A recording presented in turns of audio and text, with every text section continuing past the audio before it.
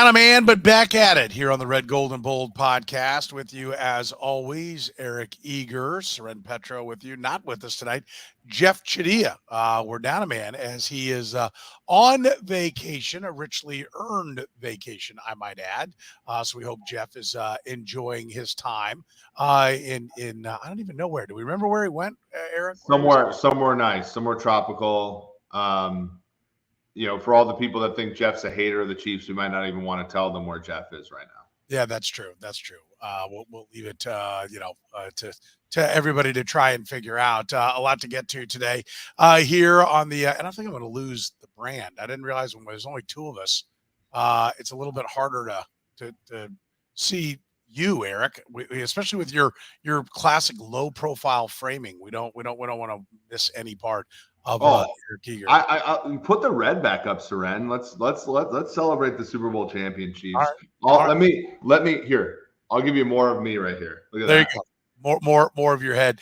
Listen, we're going to talk about the new Netflix show, Quarterback. What are we expecting from it? What will we learn from it? What do we want to see from it? We're going to talk about Kadarius Toney. He says his Twitter was hacked. Do we buy it? Chris Jones, what's the very latest on him? How should you bet the Kansas City Chiefs season? We'll go over their seasonal prop bets. It's all coming up right now on the Red, Gold, and Bold podcast. You're listening to the Red, Gold, and Bold podcast, the most in-depth analysis of the Kansas City Chiefs on planet Earth, breaking down the Chiefs like no one else can. Red, Gold, and Bold is hosted by Jeff Chadiha, Eric Eager, and Soren Petro. Jeff Chadiha is a senior columnist and on-air personality for the NFL Network and NFL.com. Eric Eager is the vice president of research and development for Sumer Sports. Soren Petro is the afternoon drive host of the program on Sports Radio 810 WHB in Kansas City. The Red, Gold, and Bold podcast is proudly brought to you by Gann Asphalt and Concrete, Kansas City's nationally recognized full-service paving and pavement maintenance contractor, making parking lot problems disappear since 1994. Free consultations, no commissions, in-house crews, and every project comes with a written warranty. Find them online at GannAsphalt.com or call 816-484-3338. Gann Asphalt and Concrete. One contractor, all things parking lot. Gann Asphalt and Concrete is now hiring for all positions: project manager, dump truck drivers, operators, and crew members. Starting pay up to $30 per hour based on experience, with paid time off and insurance, just to name a few of the benefits. Check out GannAsphalt.com for more info. Now, here are the hosts of the best Chiefs podcast, Jeff Chadiha, Eric Eager, and Soren Petro. Thank you, Curtis, and thank you for joining us. If you're catching us via the podcast, remember we do stream live on Tuesday nights. That's where you can catch us Tuesday nights at about 8 p.m. for the Red, Gold, and Bold podcast. Don't miss it, right? Be there or be square, as we like to say. Thank you for joining us, everybody. And Eric, let's get to it.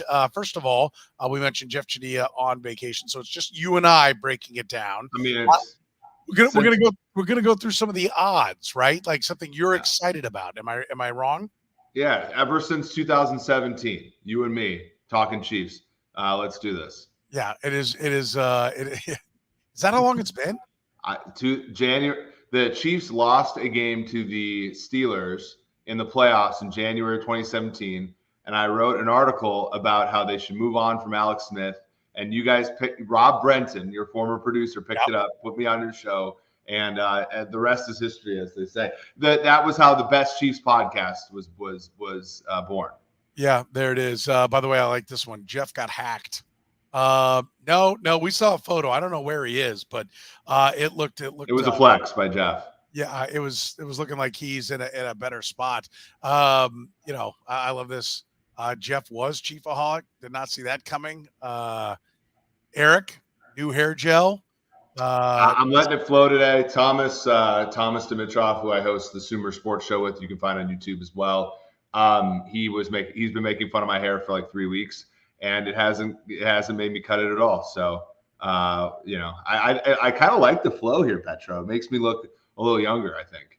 Do we have a target that we're looking for with where we're going with the hair? Like, are we? No, we're just trying to make it through the summer. All right. I'll take it. Let's get to it. Let's talk about what we expect from the new show, Quarterback. It debuts, what is it, tomorrow? Curtis told me tomorrow. I've been out of the mix. I didn't look that up. Do you know for sure when it debuts?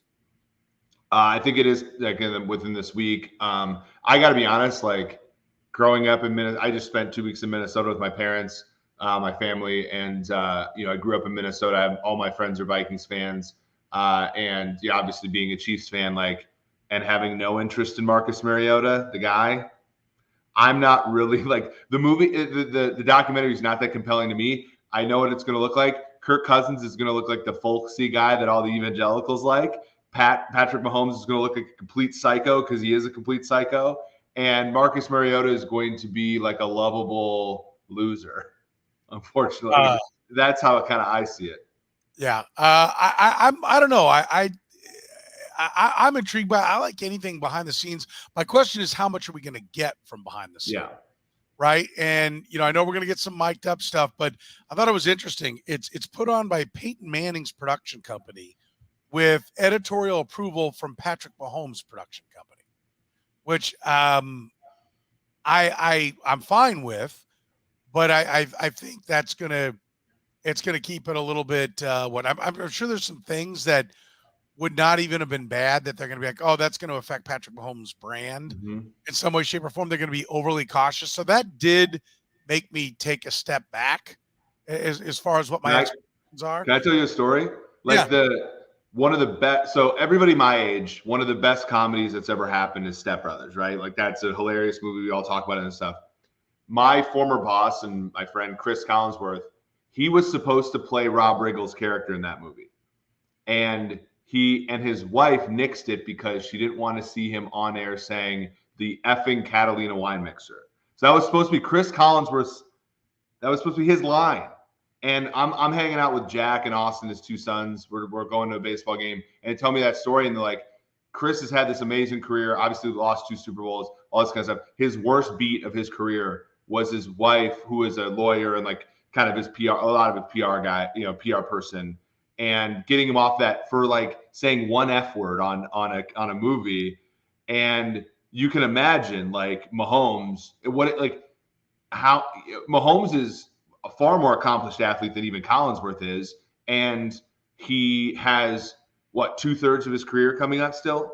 And I don't think they're going to take any chances. Like I just don't think it's going to be anything that puts Patrick Mahomes looking, anything. I don't think it's going to be that raw. Let's just say that. Mahomes, this according to SH, he says Mahomes said he had to edit some of the curse words out. But then again, Quinn says it's rated TVMA. So, I mean, there's got to be something in there worthwhile, right? I mean, maybe it's an assistant coach. Maybe it's Bieniemy going up and MFing Patrick in a huddle or something. Like, I think, which could be fine. I mean, look, I'll watch it, of course, because it's football content, and I'm interested. I'm just not expecting. Like, I don't mean to throw a cold blanket on it all, but like, I don't expect much, right? Like, I'm expecting it to be like, we all know Mahomes ran for 15 yards and got knocked out of bounds to win the AFC Championship game on an ankle we all know is like mangled last year, right? Like the guy's a psycho. We all know he's a psycho. We can all see it on the field.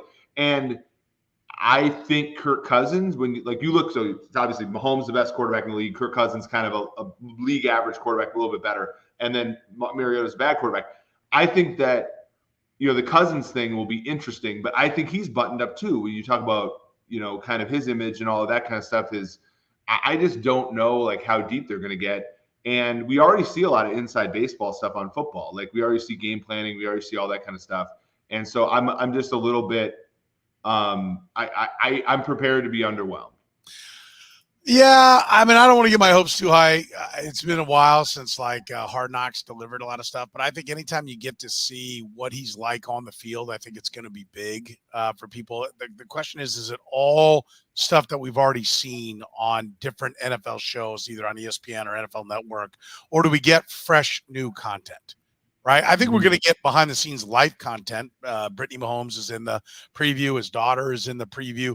So I think we're going to get a window into his life a little bit, into Patrick Mahomes' life. Obviously, Kirk Cousins and Marcus Mariota as well.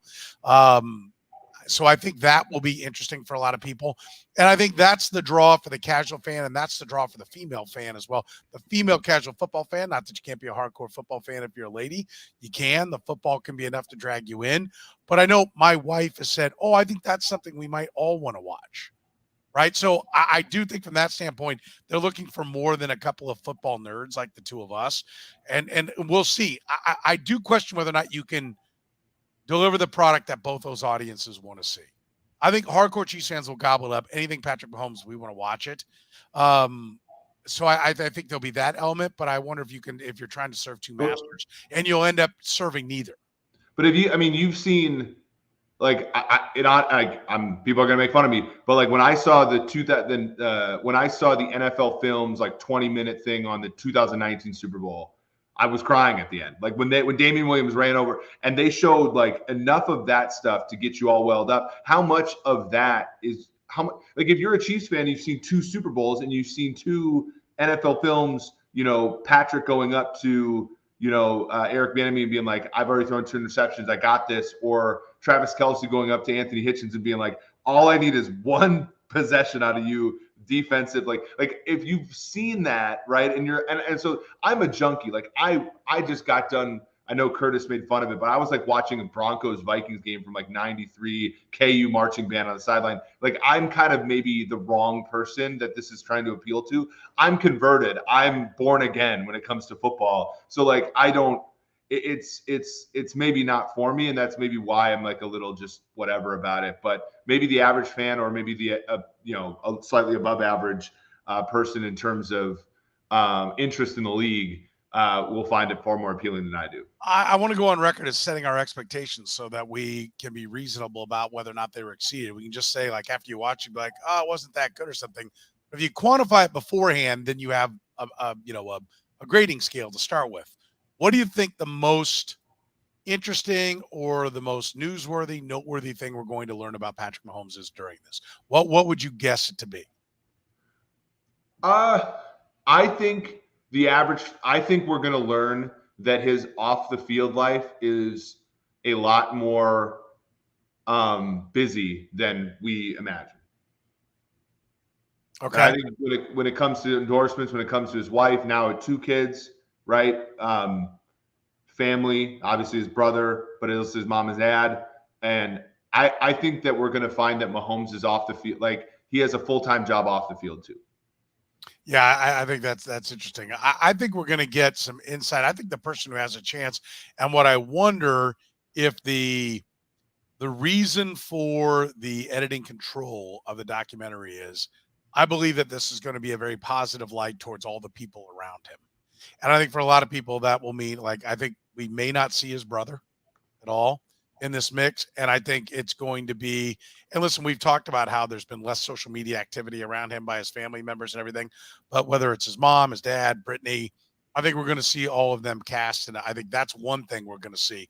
I think it'll be interesting to see if there's any kind of like frustration, like, oh my God, I got to do this. Or, Brittany, like you got to go where to do what commercial now? You got to, I think that'll be interesting to see. I don't think we're going to see it because I think that's a place he doesn't want to go, and hence the editing control. I think we might actually get more out of the football. I worry about it, but I think we might get, he said he's smart enough when he was asked the question when he said, well, I wanted editing control because sometimes I get too excited on the field. And I was like, wow, I said, what? I did what?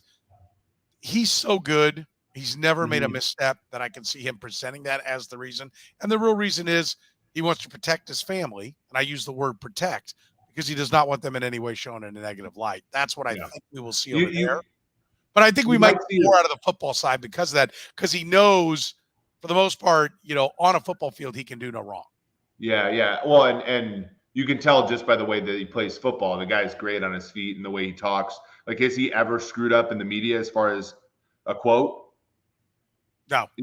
So like the guy's really good on his feet. I think this might be a deliberate plan, and not that look, I actually think like a lot of the negativity towards his wife is undeserved. I think it might make his wife look better. Like they might paint her in a more charitable light than, and I think most Chiefs fans have, are either neutral or have admiration towards her. But I think all the other fans in the NFL don't like her very much. And I think it's going to paint her in a positive light, which could be, look, I don't know what's going on there, but it could be fair or unfair. I think that might be part of the plan here too.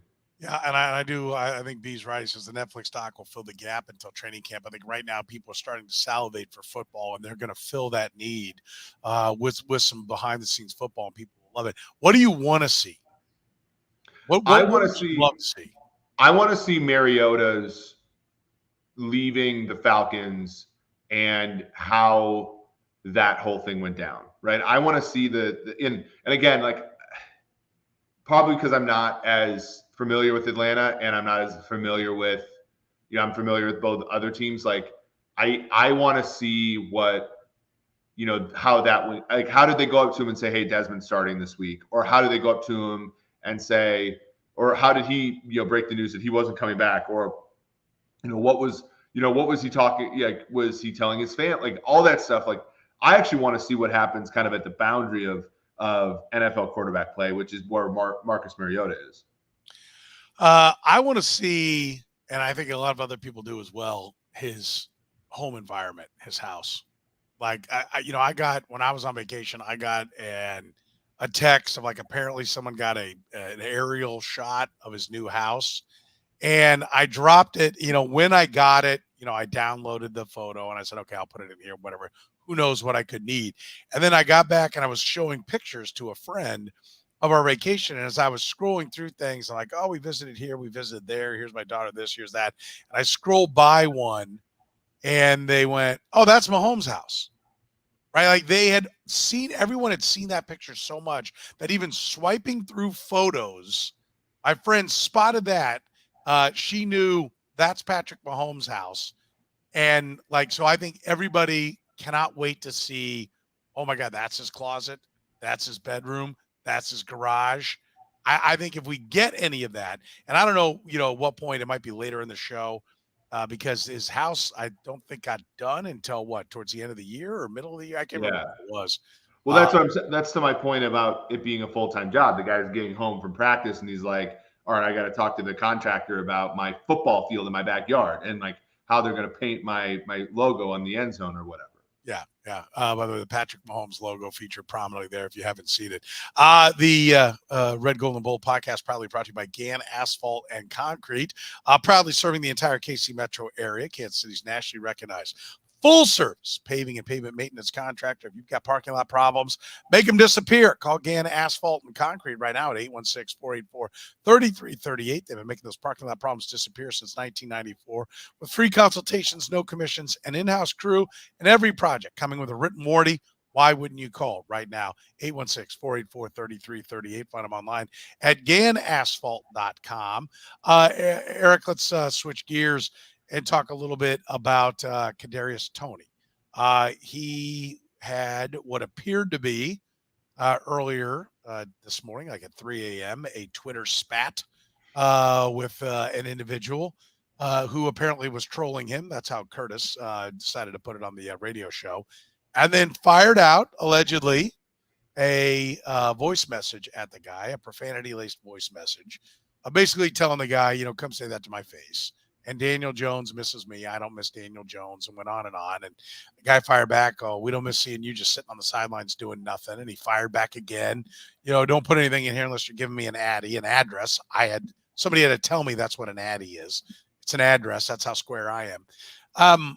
And then a couple hours later, Kadarius Toney tweets out that he apologizes he was hacked. It wasn't hacked. Like, come on, what are we doing here? Journalistically, I will say he says he was hacked. So he was allegedly hacked. He allegedly said, I'm a mathematician, and I'm going to say the chances are that he was hacked were pretty close to zero. I mean, he had this happen to him before too, right? Like last year during the season, there was some Instagram thing of him being trolled by a Giants fan and him going after a Giants fan. Like, I mean, we're looking at a very immature guy. And look, the things add up, right? He's a Florida player, right? That hasn't, like, historically, University of Florida players have not always been well adjusted in the NFL. And he's still a young guy. He's dealt with adversity. He still hasn't really done much for the Chiefs. Like, he had a decent few games at times, but even in the Super Bowl, he played like 6 plays. And it's an immaturity thing. And it's probably troubling for the Chiefs. Now, he could have free advice. No one who cares matters, and no one who matters cares. Like, this thing's going to be gone in a long time, relatively short amount of time, I'm saying. So it's going to blow over. But, it's funny. Like, we all, and you get this too, you're a public face, people get into your DMs or they troll you on Twitter. And again, you got to remember, like, no one who matters cares, and no one who cares matters about this person, right? And so, like, you just got to ignore them. And I know it can get under your skin. I know these guys are competitive, and I know that you go from February to September without playing a real game. So that's a long time for those competitive juices, and that's, it's hard not to like fight back. And I'm as guilty as anybody sometimes on Twitter, and I'm not even a player. Like, I have some empathy for Kadarius Toney, but you got to control yourself, especially if they're pegging you to be one of the key players on this football team.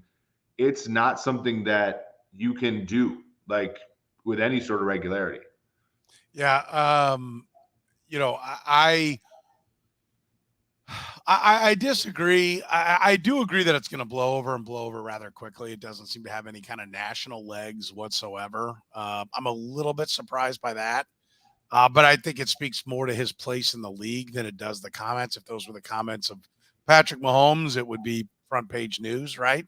I think it speaks to the somewhat irrelevancy of his place in the league right now. Now he can go a long way towards changing that. But I think Andy Reid cares. I think Brett Veach cares. I don't think they want a distraction. And I think if they don't care, they should.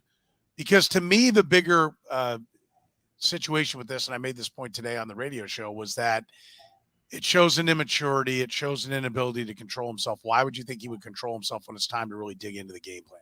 Yeah. Why would you think he would control himself when it's time to put in the extra work in preventative training to not have hamstring injuries, groin injuries, the kind of soft tissue injuries that seem to have plagued him so far in his career? Why would you think that he can put his life in order from a football standpoint if he can't control himself on this, where it's pretty easy to be like, dude, you're following me, I'm not following you, right? Like, that's the part that I think every athlete should be able to get to pretty quickly.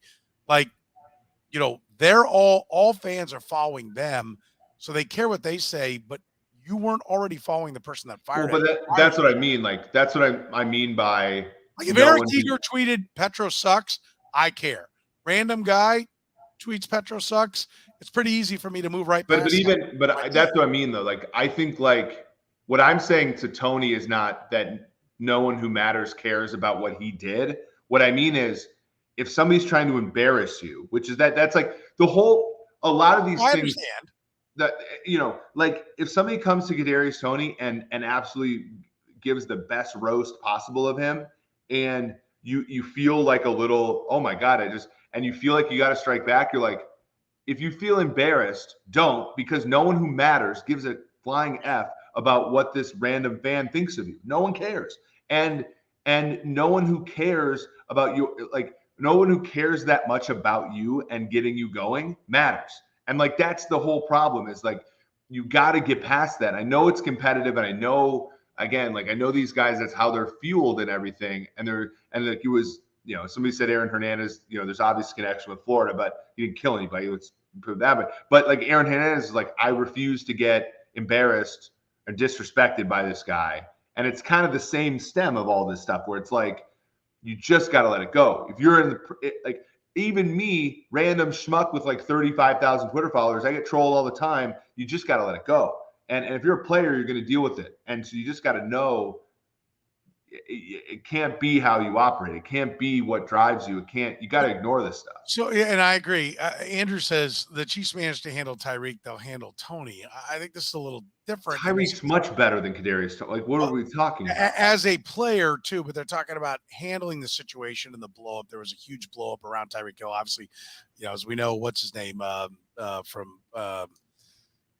saying he wouldn't cover the NFL any longer if Tyreek. Oh, yeah, Mike Florio. Mike Florio. I mean, you had that was a national phenomenon. This is not that kind of story. It's not that big.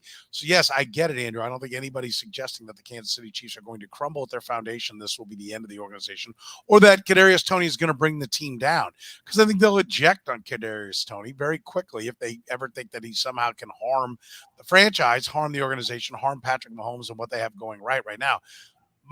To me, the point is there are symptoms that are out there. One, the Giants gave up on him. They took, 60 cents on the dollar to unload him, right? I talked to people in New York when the Chiefs got him. They said, well, he's kind of lazy, doesn't really, know the playbook, and he's always hurt. The injuries seem to linger forever. They question whether or not he really wants to do the work to get back out there on the field.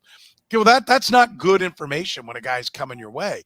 Now throw this in that he doesn't seem to be able to handle this situation. And I would say right now, I will tell you, 17 catches for 171 yards in 7 games. First of all, I would never expect him to play more than, say, 34 14 games, right? Why would you think that he's going to play more than that? That he'll ever? It's not a good gamble. It's right? not a good gamble. We're talking about betting today. So if you're talking about 34, if he doubles that, that's 34 for 340 and 4 touchdowns, he's not going to make an impact. And to me, that's what this today signaled to me. There's no more. And if the Chiefs are still having some kind of mindset, and I referenced you and Jeff picking Sky Moore to be your number one wideout, me picking Rashee Rice, none of the three of us put it on Kadarius Toney. And so we had serious doubts about Toney's, even though he's the highest drafted of the 3 players we just talked about. None of us put it on him to be the guy. And I just think if you're the Chiefs and you're building your game plans and you had any idea of him being a major part of it, stop. Don't. I think that's what this tells us. Mm-hmm. He's going to be immature, and he's going to be just a gimmick piece. If he can be Nicole, let me put it this way. Who, when their time is done, will be a better player per year? Mecole Hardman or Kadarius Toney? That's a good one. Mecole Hardman. I mean, people underrate Mecole Hardman like Matt. I mean, it's not to say you can't mature, but again, it could create a contrast from the guy we talked about for the first 15 minutes of the show.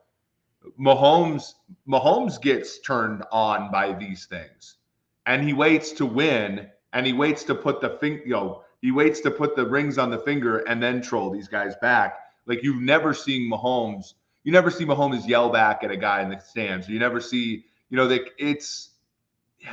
to figure it out. And you wonder, he must have been so bad and so irreconcilable with New York that they never thought he could figure it out to the point where they let him go. And that is a concern if you're looking at Kadarius Toney as the number one option for the Chiefs this year.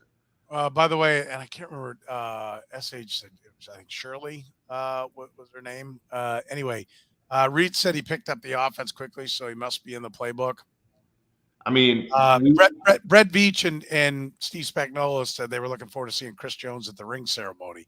Andy Reid said, I can't remember the safety's name, was day-to-day for an entire season. I mean, listen, they're going to tell you they're spin doctors. So we can't you can't take Rick Spielman once said we're not trading Percy Harvin, and they traded him the next day. Yeah. Like these things we're not come on. Yeah, we can't choose to take them literally at the moments that we wanted to. You need to take anything a coach or general manager says always with a grain of salt, because what they're telling you, they're not in the tell you the truth business. They're in the protect the organization business. So I think it's something to consider. I think it'll blow over, but I think the idea of Kadarius Toney being a number 1 wide receiver or a number 2 wide receiver, to me, this ended any hope I had, and I didn't have much, but any hope I had of that actually being the job I had. Nick points out, I'm not taking the Alabama job. Yeah, said Nick Saban. Hey, that's the who's the guy for the Falcons before Thomas got there? The Arkansas coach, Louisville coach, Bobby Petrino. That's why, Bobby Petrino's a dirtbag, but at least he didn't say I'm not taking the Arkansas job. He just up and left.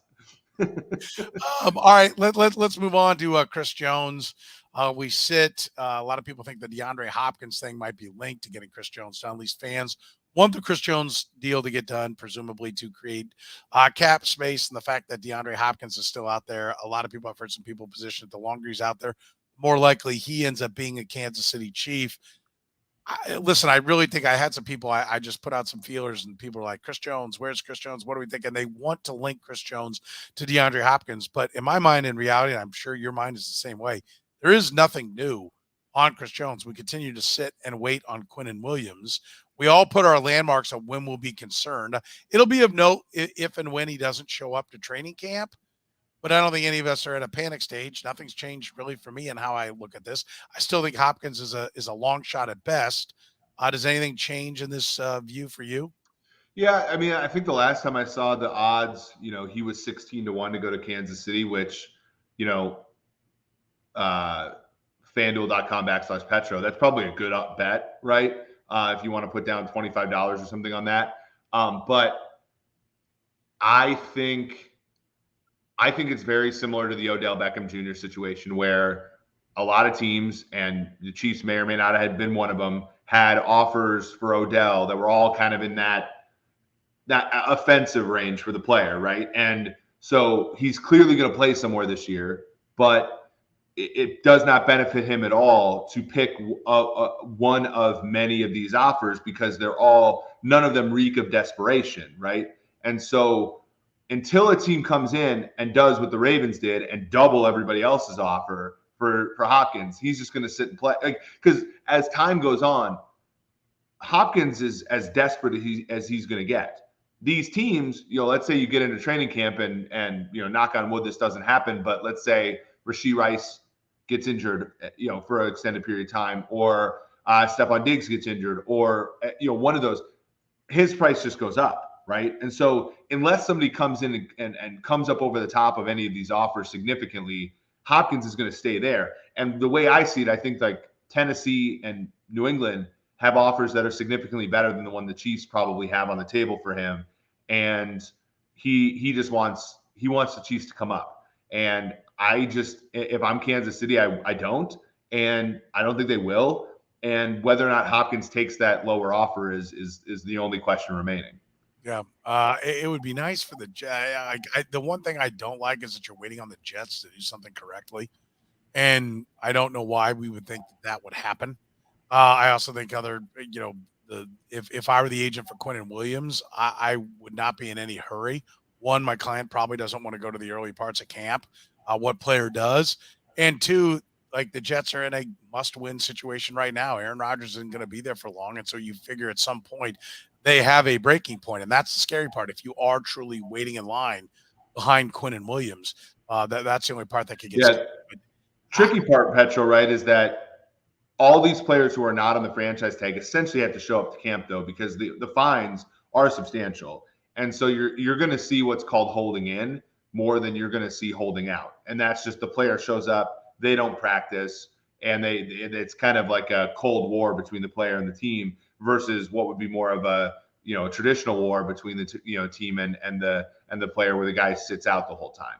And that's the only difference, especially in the case of Jones, who's under contract. He does have to go or face substantial fines. Same with Williams, and Williams is going to go to camp because he's on a rookie deal and making significantly less than Jones. So it'll be interesting. I think that the market also has played a factor in that the secondary defensive tackle market has not come up as far as Chris Jones probably anticipated it would. And you're seeing those guys in the 22.5 to 23.5, 24 range. And I think Jones expected for it to be 25, and so he could come over the top and be 26. Like that has not materialized. And so I think that's one of the reasons it's sort of staying where it is for Jones as far as options for him come a contract extension. Red, Gold, and Bold brought to you by Gann Asphalt and Concrete, hiring all positions, managers, drivers, operators, crew members. Great starting pay, up to $30 per hour based upon experience, paid time off. Insurance, those are just a couple of the benefits. You can find out more at GannAsphalt.com for more info. Let's talk about the odds on these Kansas City Chiefs. We want to go through some of the betting odds, how to play them, how to view them, what it means to everybody. Where do you want to start? We've got win total, divisional, playoffs, and Super Bowl. Which one do you want to start with? Well, let's start with the contrast is sort of how far the Chiefs have come, because I think that there's, I always dispute this idea of, the Chiefs. Everybody doubted the Chiefs, but make no mistake. Last year at this time, the Chiefs were probably about plus 150 to plus 190 to win their own division. Meaning, you bet $100, you get 150 to 190 back if you win. This year, they're minus 165 on FanDuel, meaning they're favorites against the field in their own division. And last year they were favorites, but they were not as heavy. They were not a favorite overall. Yeah, right? They're not a favorite against right. Yeah. The markets thought it was more likely that the Chargers, Broncos, or Raiders would win the division relative to the Chiefs. This year, they think the Chiefs are more likely to win the division than the other three teams combined. That's a stark change. And I think, by the way, can I take a minute to just say, if you were a longtime listener of the Red Gold and Bold podcast, you were sent forward to wager on the Chiefs for the division with that return, as I remember you beating the drum the loudest and championing the cause, said the Chiefs were where the value was, that because they were getting that, you need to go bet the Chiefs, and they did, again, of course, easily win the division. So listen to what's being said now when we talk about how they're Well, and last year the case was always the Chargers in the media, if it wasn't the Chiefs, and there were still plenty of voices that were picking the Chiefs, but the voices, the Jeff Chadihas of the world were picking the Chargers, and that makes sense. You do not hear that a ton this year. The Chargers right now in the division are 3-1, so you bet $1 to win $3 if they were to win the division. The Broncos, who were a lot of people's darling, easy schedule last year. Remember, Soren? They're at 11-2, so you bet $2 to win 11. And then the Raiders are 12-1. Last year, the Raiders were 6-1 to win their own division, and we were talking, and they had a win total of 8.5. Meaning the markets thought the Raiders would be a 500 team, but we're still only 14% to win their own division. This year, they're all the way down to 12-1, which is 1/13, which is far less than that. And so this division has consolidated a lot of the prediction space around the Chiefs. And I think, even though I'm a Chiefs fan and I will not, I generally speaking don't like to bet against them when I can bet, I don't think there's value. I think you're paying too much of a premium to bet the Chiefs now. You're paying too much of a premium because Sean Payton can coach, and he comes in and gets the last place schedule with the Denver Broncos, as you pointed out. And then listen, torn ligaments happen. Separated shoulders happen. Concussions happen. And if Patrick Mahomes goes down, it looks entirely different. And so, that in and of itself is a reason that always the Chiefs cannot win the division. It would be if something happens to Patrick Mahomes. They did invest in the offensive line again, as they had attrition along there, but I think theoretically you can make a case they got better. I think they got better at the tackle, so maybe they're more likely to keep Patrick Mahomes healthy. But yeah, I think that's the biggest thing here is last year there was great value on the Chiefs. Right? Coming off the Super Bowl, everybody's more eager to put their money down because they feel like it's a better bet because they like the more recent returns. But those have nothing to do with what will happen this year. And I agree. It's like, you can find lots of ways to bet the Chiefs. You don't have to bet this. Yeah. And you should. One of my friends on this other podcast network that I do shows with, you want to bet what's called an exacta. So look at, if you think the Chiefs are going to win the division, maybe bet a 1-2 exacta. So you have Chiefs Chargers at plus 180 or Chiefs Broncos at like plus 300 or something like that. If you think the Chiefs are going to win the division, you don't want to go up and lay $1,650 to win $1,000. You want to go and you want to flip that math. You want to bet $1,000 to get $2,000 or $3,000.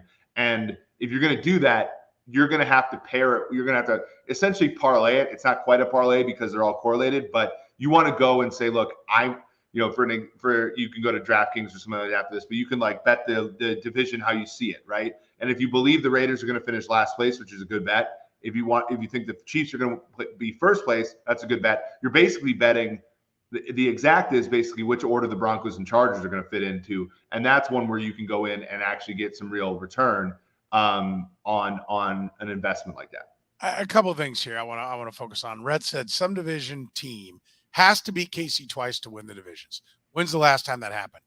First of all, that's a straw man. Not true. You're building a foundation on something that's not true. The 2010 Chiefs, the Raiders went 6-0 in the AFC West and didn't even make the playoffs. So and the Chiefs that year were 2-4 in the division and won the division. So it's not true.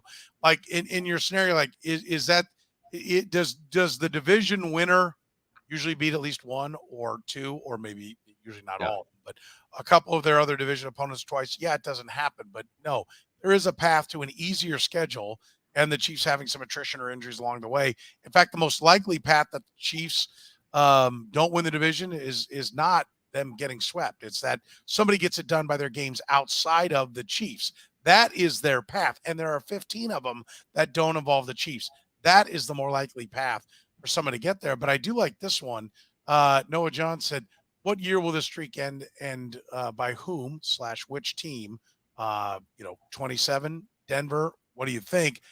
The answer, in my opinion, is if it's not Denver now, it's laws of diminishing returns. Russell Wilson's getting older, and as a smaller quarterback, I think that he's going to age. He's not going to last as long as Brady did.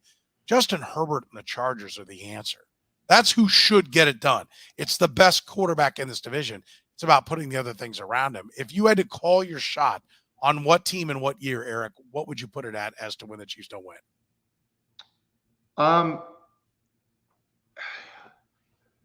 I think it's going to be, if you had to average it out, it's probably 2-3 years from now, right? Like, and it's going to have to take, like, Soren, back me up if I'm, correct me if I'm wrong, but like, it's going to have to take something like what happened in 2020. Like, both tackles get hurt. You have some bad luck, and the Chiefs just kind of have to kind of battle for a year, right? And they're down. I think that's going to be, and look, Peyton can get something out of Russell Wilson, that team's live, right? A lot, and it's really live. Chargers, I think, with Kellen Moore and Herbert, maybe year 2 of that regime. So I don't think it's this year. It could be, let's say 2 or 3 years from now. There was a really good question there about the Chiefs starting 5-0, being plus 500. That's actually really well priced. I just did the math on my computer here. So that's actually okay. Basically, if you take 0.7, which is, let's say that the Chiefs have a 70% chance to win every game, you raise that to the 5th power, it's about 0.16, and 0.16 is the break even for plus 500, 1 over 600, 100 over 600 is how you compute that. So it's actually perfectly priced, and you'd be surprised. These books are pretty good at these things, right? Because otherwise, when Petro and I go to Vegas at the end of August, the lights wouldn't be as bright. Yeah. By the way, it's I just think it like if they've got a 0.7, it's 0.7, times 0.7 times 0.7. You get out there, basically you whittle it down. That's why when people see a team that's like, oh, there's 70% chance to win, they're going to win. No, if you play a game, if you're 70% chance to win 3 times, you're most likely to lose one of them. Well, right? Or when you look at the Chiefs this year, so continue to talk about the Chiefs market, they're favored in every game, and they're favored in every game by 2 or more. That doesn't mean they're going 17-0. That means they're favored in every game, right? And you lose games. There's games like the Colts game. There's games like they're actually dogs against Buffalo. They're actually just slightly favored against Cincinnati. But there are games like this. Another good market is divisional wins. So people are talking about DraftKings has this thing where they look at the number of wins within your division. So like the Chiefs will be like something like over and under 4.5. I think the Raiders will probably be over under 1.5. And that's a good place to look as well, because the thing about betting markets, the thing about is familiarity actually shrinks point spreads. And you've seen this before, like, both Broncos games were close, even though the Broncos were terrible last year and the Chiefs were pretty good. And this familiarity shrinks point spreads. And so that's something to think about as well. When you look at that division, you're like, wow, the Chiefs are projected to win 4.5 division games and the Raiders only 1.5. Maybe that's where you see value, because maybe the Chiefs might lose 2 division games and not lose another game outside of the division like they did in 2020. Or, it could even be the flip, where the Raiders can catch the Broncos or Chargers on a bad day. And even though they might only win 4 games all year, they might win 2 in the division. And that's your way to bet on the Raiders. Yeah.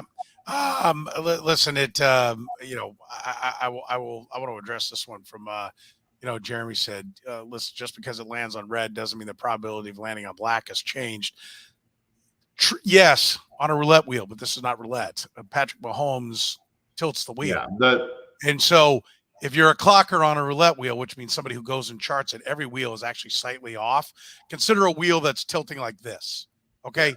these numbers, Well, right, are going to be more likely because Patrick Mahomes and Andy Reid are with the Chiefs. I get what he's saying. well, But also Petro. that's built into the math of the odds. That's what the odds are. You're not getting true odds. Correct. You're not getting even odds or minus the 2 greens with a slight house advantage on each number. That's the difference. And But not only that, but also football is not a closed game the way that roulette or other games are. Like the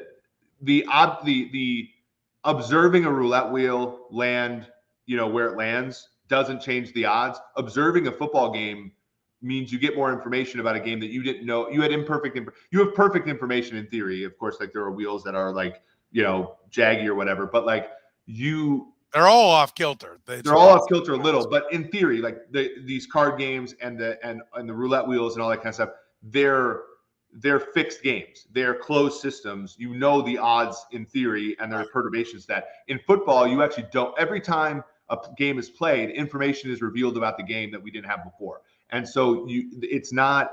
I said 0.7 to the 5th power. I'm assuming independence of the games. I'm assuming no one gets hurt, all this kind of stuff. Those are all obviously all violated, but it's just to get in the ballpark of kind of where things are. Real quick, are the Chiefs bad against the spread because they get bored? No, they're bad against the spread because they now are carrying the heavy favorite number. They're being penalized for how good they've been, as opposed to being the little engine that could with Alex Smith. Like part of that stuff was built on Alex Smith and Andy Reid always getting, never getting the value for how good Andy Reid is. Now all that's there. Well, and I want to address target on their back. I want to address what Rhett said here too. Rhett Frago, listener to the show, really good. They're bad against the spread because so many bettors bet, which caused KC to heavy favorites. Hard to cover -9 all the time.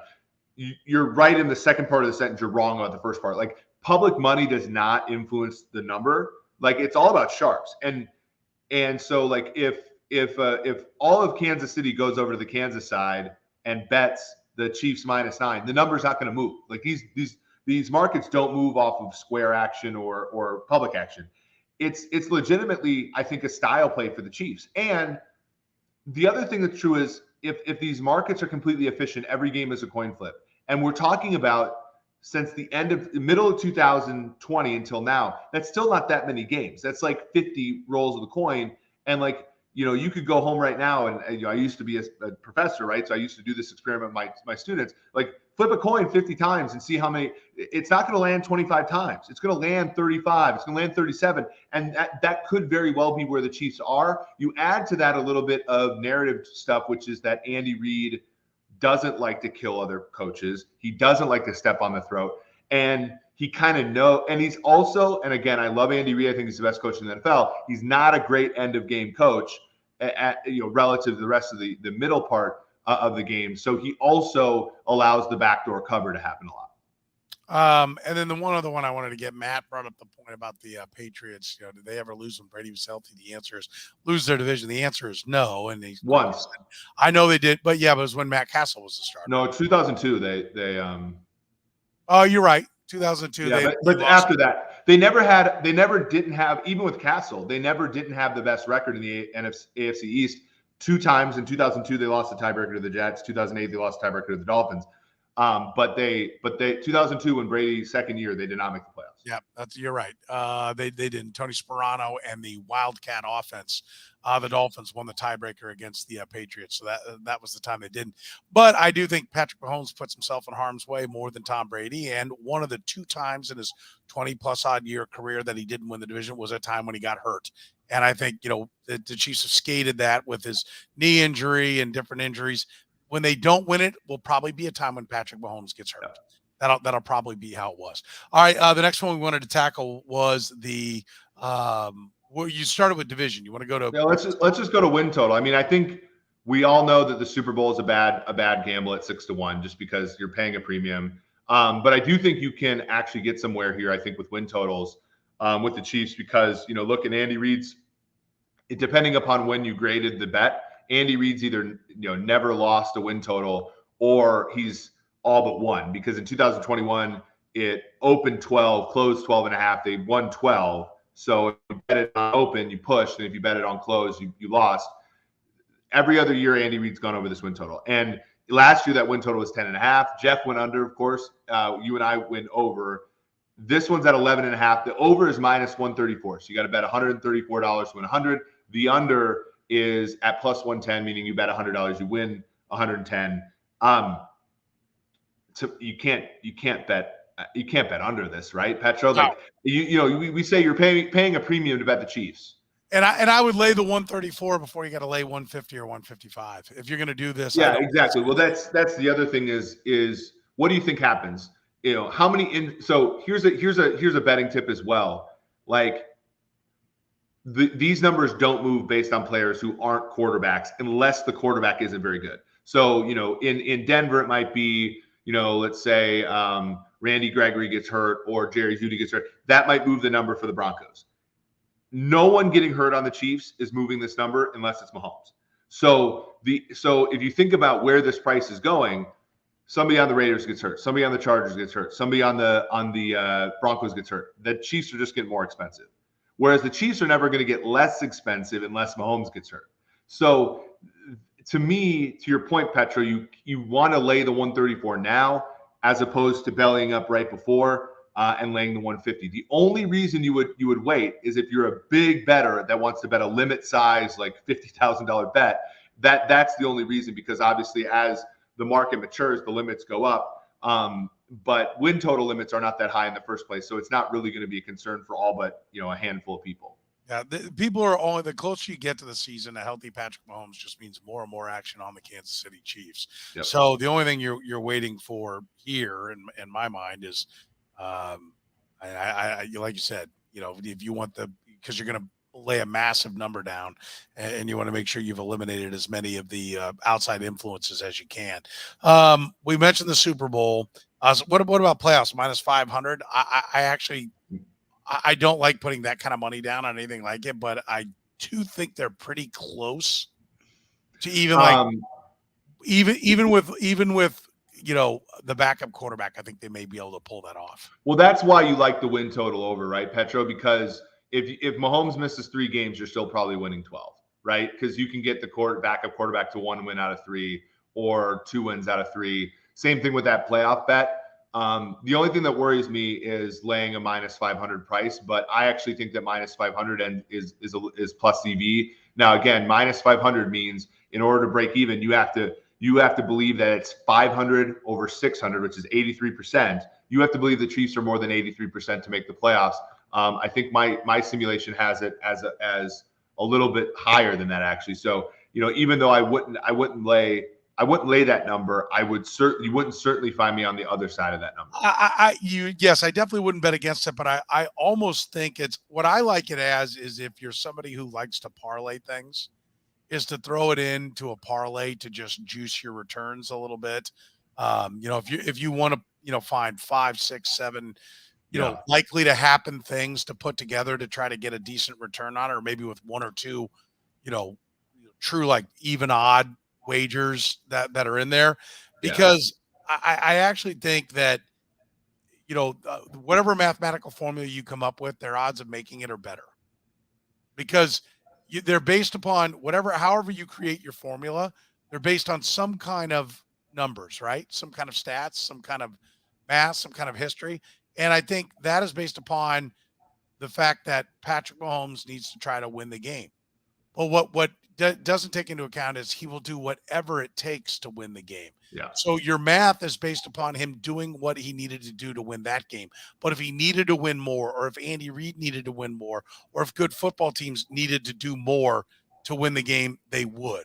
And that's the part that doesn't reflect in the math. And that's why I think teams like the Patriots buck the trend. Like if you looked at the Patriots odds to go to the playoffs during the course of Tom Brady's career, they were less than whatever they ended up returning. What was not factored in was the fact that Brady would do whatever it takes. And that's also why point spread betting is not the way to bet the Chiefs, because the Chiefs just try to win. And that's another point of all these guys are talking about. You don't want to bet the Chiefs because they get backdoored at the end of games. They take their foot off the gas. The time to bet the Chiefs, if you're a bettor, is when they're behind. Like get in the live markets and bet them. And I want to adjust before we leave for the next show. I want to address the comment by Tommy. Actually, I like Tommy's comment for the first time in the history of my life. He goes, parlays are a bookie's dream. You're right, Tommy, except though, if you do have an edge. So right now, for example, I make the Chiefs. I just got my Sumer Sports up there. By the way, sumersports.com. August, September, we will have simulations. We will have game previews, game reviews. When the time comes, get a subscription to sumersports.com. We will certainly have all this stuff for you. I have the Chiefs with a 6% edge over that. So I have an 89% to make the playoffs, 89.5, and it's 83.3 break even.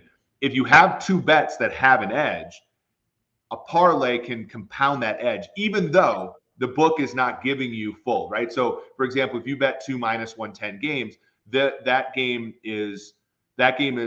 parlay should pay out 3-1, but most books will pay you out 2.6-1. However, if you have an edge on both games, you still have an edge on the parlay. The issue is when people don't have an edge and they're coin flipping, right?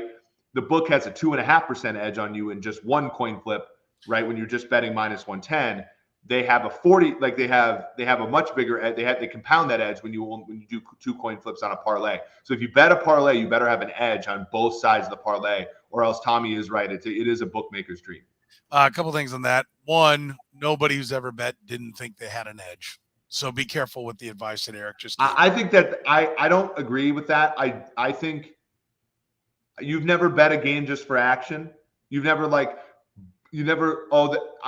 I watch look. No, and I know you do it all the time because I've seen you sit here and bet Kansas basketball. And I don't know one player's name. Down 20 against Kentucky, just assuming they were going to come back because you wanted action and you never were in the game. I know that you do that, but no, I have not. If you're an action junkie, that's a problem. Yeah, I'm just saying, like, there are some people who just want a little bit of action on the game. And my advice to you is, if that's you, don't bet parlays. But if you do believe you have an edge, then a parlay can be a good bet. It's, it just depends. And that's true about everything in gambling. That is a blanket statement. It just depends. And I will leave you with this, to Tommy's point where he says parlays are a bookie's dream. In a past life, I may have answered the phones and been the guy writing down bets at an illegal bookhouse at one point. And I may have been told that when we got to the last 5 minutes before kickoff, if anybody called in with a parlay, just write down the amount and how many teams, because we didn't want to waste time writing the teams down. We assumed that they were all going to lose. And then if somebody called in and we wanted to go over their thing, they said, well, and I won this parlay. No, you didn't. We were supposed to push back like twice and then just assume that we had the wrong games. Like, we wrote them all down as losses and then just gave credit to anyone who said, wait a minute, I won that parlay, because there would only be 1 or 2 times that anybody ever said. And we might take 15 extra, amongst the different phone lines, we might take 15 extra bets in the last 5 minutes by just writing down how many teams and how much, as opposed to writing out how much they had on it, just to get through as many calls as possible. Listen, kids, ask your folks about pre-call waiting and multiple lines, and all those old school phones could only handle so much action, right? That's how about this on Comstock Ave? Yeah, somebody knows a little something about the old days. That's a street, by the way, in a different time. All right, that's going to do it for us here on the Red, Gold, and Bold podcast. We've also got our 2 Deep podcast. If you're an NFL fan, we'll be doing that tonight as well. Remember, if you're catching us on the podcast, we stream live the Red, Gold, and Bold podcast Tuesdays at 8 p.m. Jeff Chadiha will be back from his glorious vacation next week, and we'll be breaking down more Chiefs football for you at that time. Remember, we're always brought to you by Gann Asphalt and Concrete, Kansas City's nationally recognized full-service paving and pavement maintenance contractor. Parking lot problems, they're no problem. They've been making those disappear since 1994. Gann Asphalt and Concrete, one contractor, all things parking lots. For Eric Eager and the vacationing Jeff Chadiha from the NFL Network. Eric Eager, of course, from Sumer Sports. You heard about that, sumersports.com. My name is Soren Petro from Sports Radio 810 WHB, saying thank you very much for joining us here on the Red, Gold, and Bold podcast.